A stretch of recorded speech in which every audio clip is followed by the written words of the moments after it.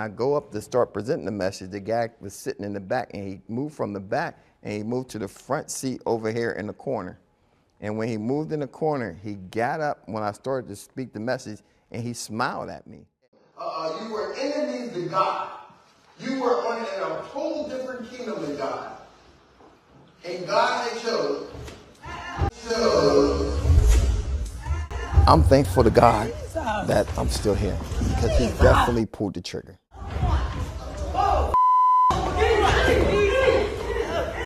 I had time to speak with him twice.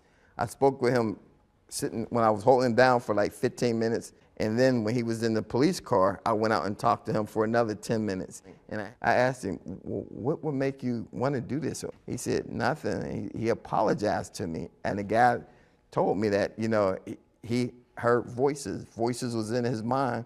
And it said, go shoot the pastor.